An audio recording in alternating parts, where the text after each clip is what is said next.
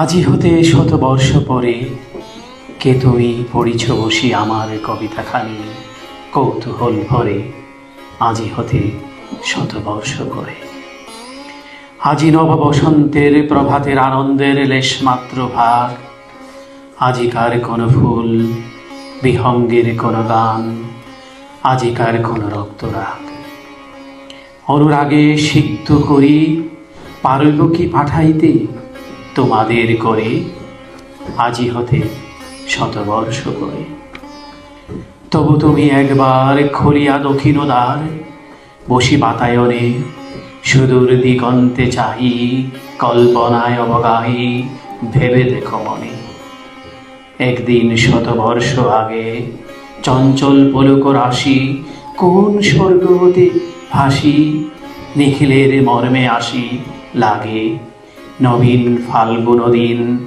সকল বন্ধনহীন উন্মত্ত অধীর, উড়ায় চঞ্চল পাখা পুষ্পরেণু গন্ধ মাখা দক্ষিণ সমীর। সহসা আসিয়া তরা রাঙাইয়ে দিয়েছ ধরা যৌবনের রাগে। তোমাদের শতবর্ষ আগে সেদিন উদল প্রাণে হৃদয়ে মগ্ন গানে কবি এক জাগে। কত কথা পুষ্প প্রায় বিকশি তুলিতে চায়, কত অনুরাগে একদিন শতবর্ষ আগে। আজি হতে শতবর্ষ পরে এখন করিছে গান, সে কোন নতুন কবি তোমাদের ঘরে। আজিকার বসন্তের আনন্দ অভিবাদন পাঠিয়ে দিলাম তার করে। আমার বসন্ত গান তোমার বসন্ত দিনে ধ্বনিত হোক ক্ষণতরে। হৃদয়ে স্পন্দন তব ভ্রমর কুঞ্জনে নব পল্লব মর্মরে আজি হতে শতবর্ষ পরে। অভিযোগ আমি রাজবিদ্রোহী, তাই আমি আজ রাজ কারাগারে বন্দী এবং রাজদ্বারে অভিযুক্ত। এক ধারে রাজার মুকুট, আরেক ধারে ধূমকেতুর শিখা। একজন রাজা হাতে রাজদণ্ড, আরজন সত্য হাতে ন্যায়দণ্ড। রাজার পক্ষে নিযুক্ত রাজ বেতনভোগী রাজকর্মচারী, আমার পক্ষে সকল রাজার রাজা, সকল বিচারকের বিচারক, আদি অনন্তকাল ধরে সত্য জাগ্রত ভগবান। আমি আমার বিচারককে কেহ নিযুক্ত করে নাই। এ মহাবিচারকের দৃষ্টিতে রাজা প্রজা ধনী নির্ধন সুখী দুঃখী সকলে সমান। এর সিংহাসনে রাজার মুকুট আর ভিখারির একতারা পাশাপাশি স্থান পায়। এর আইন ন্যায় ধর্ম, সে কোনো আইন বিজেতা মানব কোনো বিজিত বিশিষ্ট জাতির জন্য তৈরি করে নাই। সে আইন বিশ্ব মানবের সত্য উপলব্ধি হতে সৃষ্ট। সে আইন সার্বজনীন সত্যের, সে আইন সার্বভৌমিক ভগবানের। রাজার পক্ষে পরমাণু পরিমাণ খণ্ড সৃষ্টি, আমার পক্ষে আদি অন্তহীন অখণ্ড স্রষ্টা। রাজার পেছনে ক্ষুদ্র, আমার পেছনে রুদ্র। রাজার পক্ষে যিনি, তার লক্ষ্য স্বার্থ লাভ অর্থ। আমার পক্ষে যিনি, তার লক্ষ্য সত্য লাভ পরমানন্দ। রাজার বাণী বুদ্ভুত, আমার বাণী সীমাহারা সমুদ্র। আমি কবি, অপ্রকাশ সত্যকে প্রকাশ করবার জন্যে, অমূর্ত সৃষ্টিকে মূর্তি দানের জন্যে ভগবান কর্তৃক প্রেরিত। কবির কণ্ঠে ভগবান সাড়া দেন। আমার বাণী সত্যের প্রকাশিকা, ভগবানের বাণী।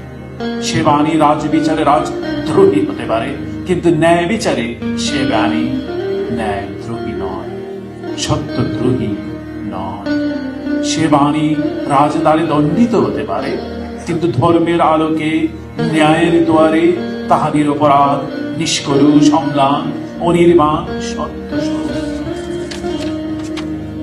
সত্য স্বয়ং প্রকাশ।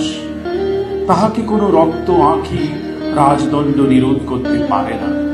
আমি সেই চিরন্তন স্বয়ং প্রকাশের বীণা, যে বীণায় চির সত্যের বাণী ধ্বনিত হয়েছে। আমি ভগবানের হাতের বীণা। বীণা ভাঙলেও ভাঙতে পারে, কিন্তু ভগবানকে ভাঙবে কে? একথা ধ্রুব সত্য যে সত্য আছে, ভগবান আছেন, চিরকাল ধরে আছে এবং চিরকাল ধরে থাকবে। যে আজ সত্যের বাণীকে রুদ্ধ করেছে, সত্যের বীণাকে মূক করতে চাচ্ছে, সেও তাঁরই এই ক্ষুদ্রাতপি ক্ষুদ্র সৃষ্ট অনু। তাঁর ইঙ্গিতে, আভাসে, ইচ্ছায় সে আজ আছে, কাল হয়তো থাকবে না। নির্বোধ মানুষের অহংকারের আর অন্ত নাই। যে যাহার সৃষ্টি, তাহাকেই সে বন্দী করতে চায়, শাস্তি দিতে চায়, কিন্তু অহংকার একদিন চোখের জলে ডুববেই ডুববে। যাক, আমি বলছিলাম সত্য প্রকাশের যন্ত্র, সে যন্ত্রকে অপর কোনো নির্মম শক্তি অবরুদ্ধ করলেও করতে পারে, ধ্বংস করলেও করতে পারে, কিন্তু সে যন্ত্র যিনি বাজান, সে বীণায় যিনি রুদ্রবাণী ফোটান, তাকে অবরুদ্ধ করবে কে? সে বিধাতাকে বিনাশ করবে কে? আমি মর, কিন্তু আমার বিধাতা অমর। আমি মরব, রাজাও মরবে, কেননা আমার মতন অনেক রাজদ্রোহী মরেছে, আবার অনেক অভিযোগ আনয়নকারী বহু রাজাও মরেছে। কিন্তু কোনো কালে কোনো কারণেই সত্যের প্রকাশ নিরুদ্ধ হয়নি, তার বাণী মরেনি। সে আজও তেমনি করে নিজেকে প্রকাশ করছে এবং চিরকাল ধরে করবে। আমার এই শাসন নিরুদ্ধ বাণী আবার অন্যের কণ্ঠে ফুটে উঠবে। আমার হাতের বাঁশি কেড়ে নিলেই সে বাঁশির সুরে মৃত্যু হবে না, কেননা আমি আর এক বাঁশি নিয়ে বা তৈরি করে তাতে সুর ফোটাতে পারি। সুর আমার বাঁশির নয়, সুর আমার মনে এবং আমার বাঁশির সৃষ্টির কৌশল। অতএব দোষ বাঁশিরও নয়, সুরেরও নয়, দোষ আমার যে বাজায়। তেমনি যে বাণী আমার কণ্ঠে নির্গত হয়েছে, তার জন্য আমি দায়ী নই। দোষ আমারও নয়, আমার বীণারও নয়, দোষ তার যিনি আমার কণ্ঠে তার বীণা বাজান। সুতরাং রাজদ্রোহী আমিও নই, প্রধান রাজদ্রোহী সেই বীণাবাদক ভগবান।